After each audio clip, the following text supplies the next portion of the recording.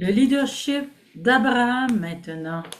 Comment est-il devenu ce grand leader, ce grand chef d'un peuple puissant? On se souvient encore de son nom dans trois religions, la religion chrétienne, la religion juive et la religion musulmane. Abraham, c'est un très grand leader. On peut voir son histoire dans la Genèse au chapitre 12 et les chapitres suivants dans la Bible. Alors, il est choisi par Dieu qui lui parle et lui ordonne de tout quitter. Et sur sa parole, Abraham quitte tout. Sa parenté, son père, son frère, sa terre. Et Dieu lui fait une promesse qu'il aura une grande descendance, une terre, une alliance. Mais ce Dieu est inconnu d'Abraham. Il entend, c'est un Dieu inconnu. Mais dans son cœur, ça semble vrai. Il a un discernement de vérité. Abraham est certainement un homme d'exception. Il doit avoir un cœur très droit. Et puis, il reconnaît à cette voix, on sait que c'est son créateur qui lui parle, nous on le sait, mais lui, dans ce temps-là, il y avait plein de dieux. Et son père avait un autre Dieu que celui-là et d'autres dieux. Mais celui-là, c'est un Dieu inconnu qui lui parle et lui dit de tout quitter. Et là, il va entrer en cette relation d'intimité, de proximité avec ce Dieu qui lui fait une grande promesse. Lui, il voulait avoir des enfants. Mais sa Sarah, elle est stérile. Il lui dit, tu vas avoir tellement d'enfants, regarde les étoiles. Et lui le croit. Alors il est fort, il est capable, malgré l'amour qu'il a pour son père et son père pour lui, pour son frère, pour sa terre, pour ses biens, il quitte tout. Ça, c'est la force d'un leader. Les liens affectifs, les possessions matérielles, les projets personnels, il quitte tout. Mais il coupe pour aller plus loin. Il y a quelque chose qui l'appelle. Il suit cette intuition dans son cœur que Dieu lui a mis. Là où son Dieu l'appelle, où Dieu veut et peut réaliser l'impossible humain.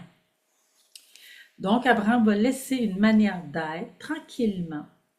Il va laisser aussi une manière de vivre tranquillement. Il va rester un vide.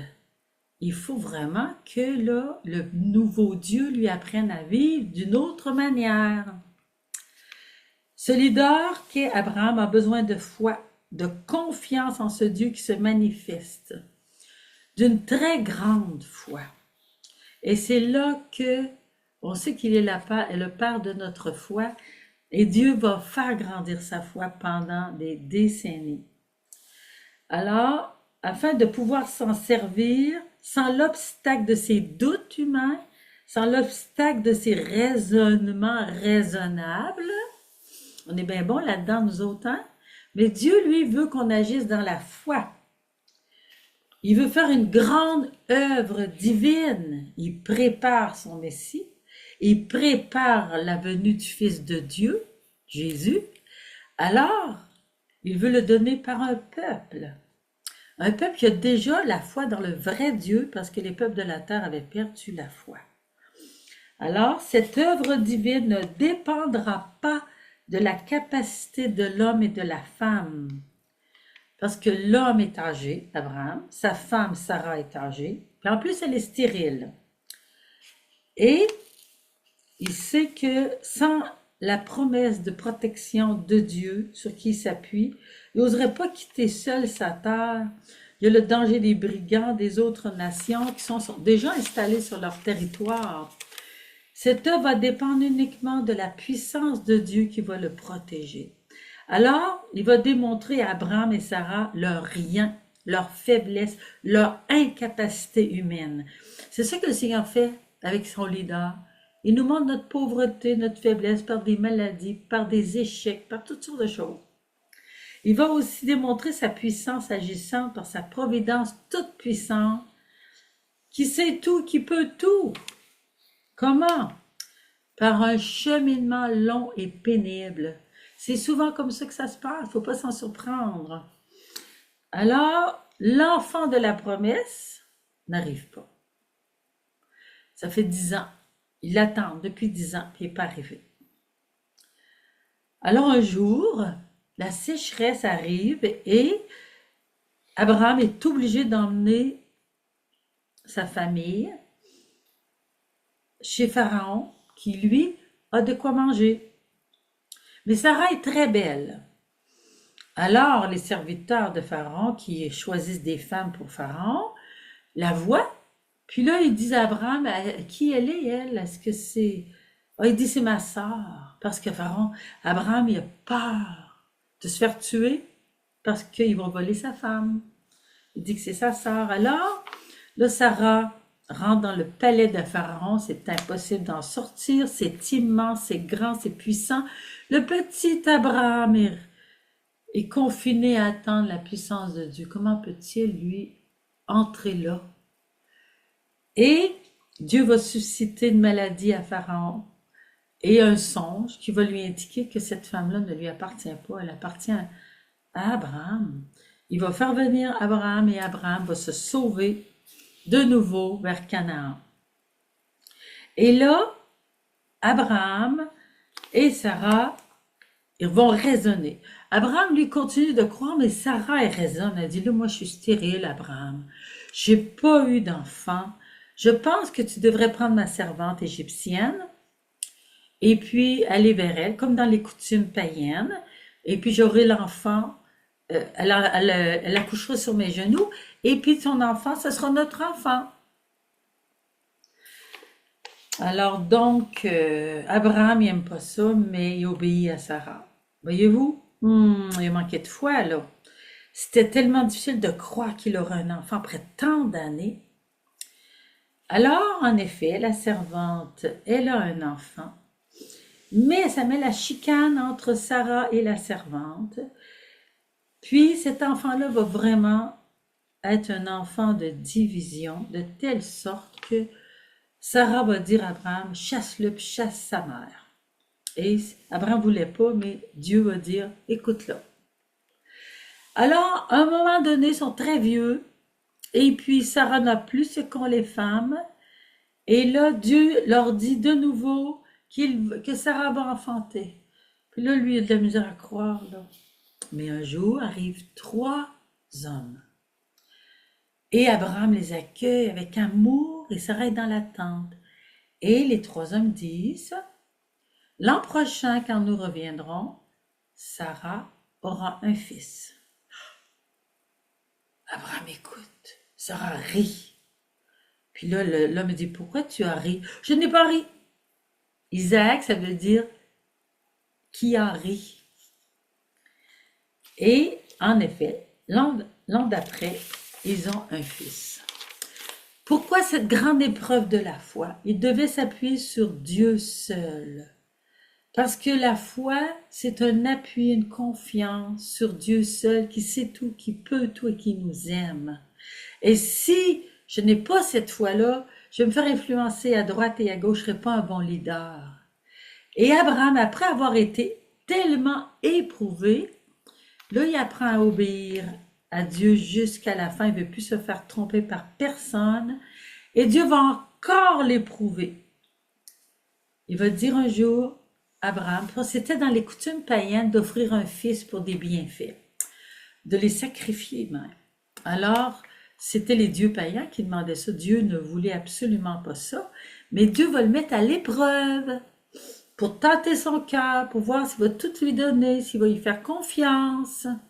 Parce qu'il avait promis que c'est par ce fils-là qu'il y aurait une grande descendance comme les étoiles du ciel. Est-ce qu'il va y faire confiance? Là, ça prenait une foi des plus grandes. Alors il dit, prends ton fils, ton unique, et va me l'offrir sur le mont Moria. On ne sait pas quel combat Abraham a vécu, mais il a choisi de faire confiance. Et quand il monte le mont Moria, Isaac demande à son père, où est l'agneau? On a le feu, on a le bois, mais on n'a pas l'agneau. Ah, Dieu, il pourvoira à l'agneau. Alors il continue.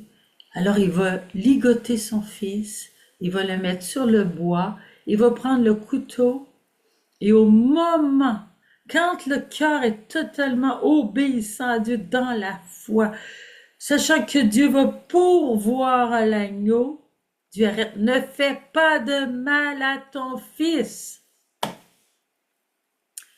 La foi d'Abraham est allée jusque-là.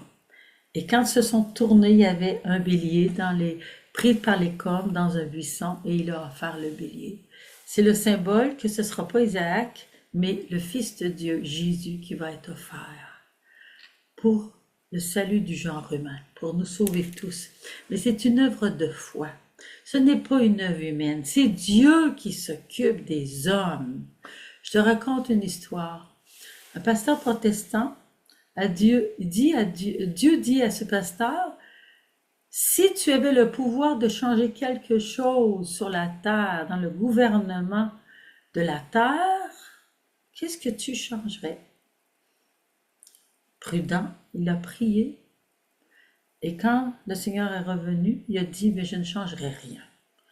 Dieu a dit, bonne réponse. Si tu avais le pouvoir de changer quelqu'un, qui changerais-tu? Il prie, il dit, personne. Bonne réponse. Dieu, dans son gouvernement, on ne comprend pas toujours ce qu'il fait, mais il est amour infini, sagesse infinie, bonté. Il peut tout. Alors moi, qu'est-ce que j'ai à faire comme créature, comme enfant de Dieu? Maintenant, je sais que je suis un enfant. Qu'est-ce que j'ai à faire? J'ai à lui faire confiance. Abraham l'a appris. Alors, Abraham a appris à s'immoler lui-même en immolant son fils. Et Dieu arrête son bras. Il ne voulait pas décevoir le Seigneur comme il l'avait déçu une fois en se laissant influencer par sa femme. Il ne voulait que Dieu, lui, là, il voulait que le consentement d'Abraham. Il ne voulait pas le sacrifice d'Isaac. C'est pas ça qu'il voulait. Il voulait voir un homme qui lui obéisse héroïquement pour faire un bon leader. Alors sa foi était totale, son oui était total, son amour était total. Dieu a vu qu'Abraham ne lui a pas refusé son fils. Il l'a fait, donc Dieu l'a confirmé comme le père d'une multitude de peuples à cause de sa foi. Et Dieu va bénir par le nom d'Abraham tous ceux qu'Abraham va bénir. Il donne à Abraham une puissance de bénir et Dieu, par la parole d'Abraham, va bénir tant il était devenu un avec le Seigneur. Voilà un leader de foi héroïque sur lequel le Seigneur a fondé le peuple d'Israël et de par le peuple d'Israël, le peuple chrétien. D'où naîtrait le Sauveur, le Christ, le Seigneur de la Vierge immaculée, prodige de l'Esprit Saint. Marie, elle a reçu la foi d'Abraham, son père.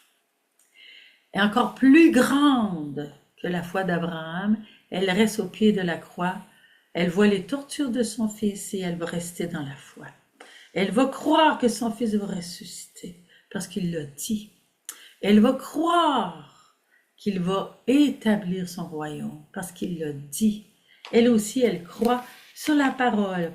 C'est pas par le pouvoir humain de la chair et du sang que Jésus est né, qu'Abraham a agi. Il ne pouvait plus.